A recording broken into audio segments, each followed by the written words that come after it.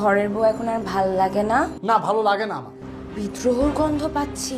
আচ্ছা, তোমার সাথে কি পার্কে কাজী নজরুল ইসলামের দেখা হয়েছিল? না, হয়নি। তাহলে তোমার গলায় এত বিদ্রোহ কেন? বিদ্রোহের কিছু নেই।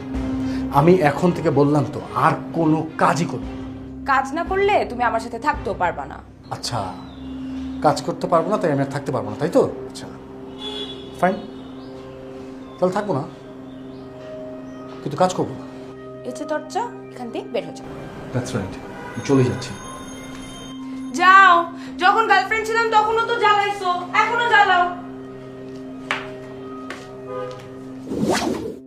আসো বাবা।